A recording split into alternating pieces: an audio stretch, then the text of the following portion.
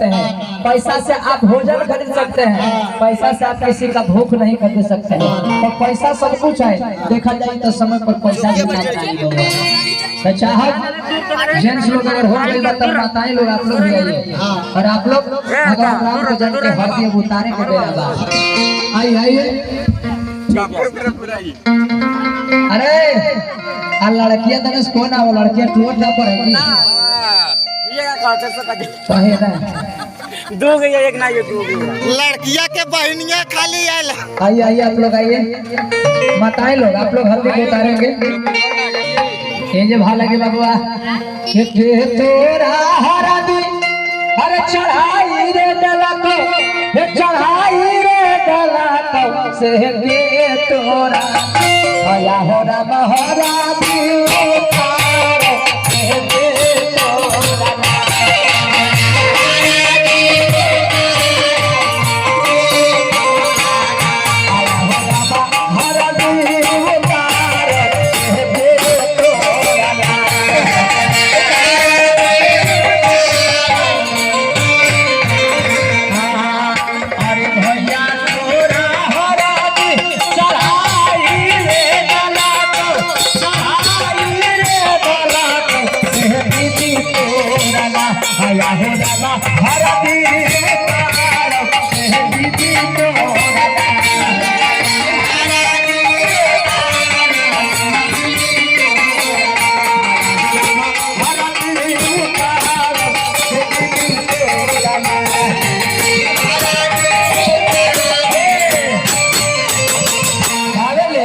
एक बार के तोरा हो राती चढ़ावला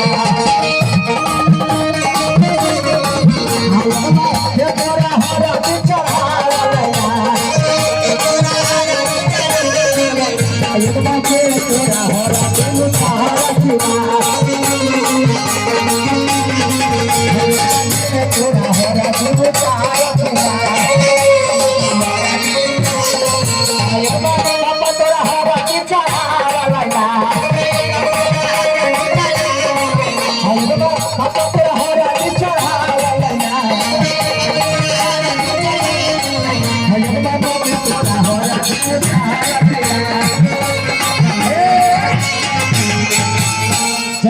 माता सीता रो रही है मारो के अपना बाबूजी से कह रही है कैसे कि सुना पापा जागल रही हो आया झू घरारा चोरावा रही तो जी अमरावा पई तो यहाँ ना जाने लोगावा अदटिया के ले जी तो जी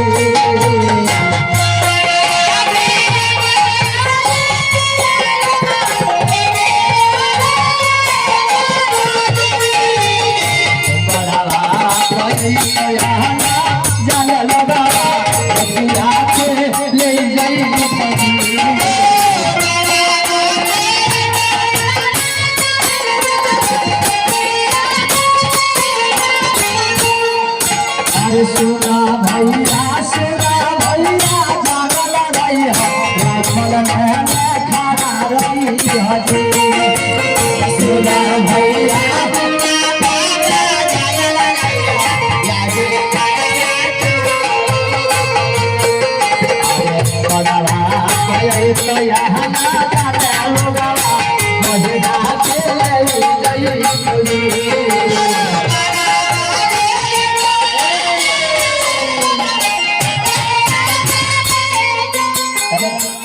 राम जी से पूछ लिया कि लड़की पसंद बा कि हां वो दिखा दी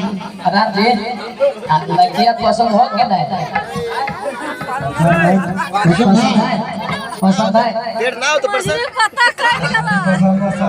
अच्छा कह दे तो लड़कियों पसंद है लेकिन सालियों पसंद है हां अच्छा एक के साथ एगो फ्री ए बबुआ कहे के भाव लगल कैसे अच्छा इस समय कम बा छाया हो पापा कवानी नगरिया दुआवा खेल हमारा के हार गई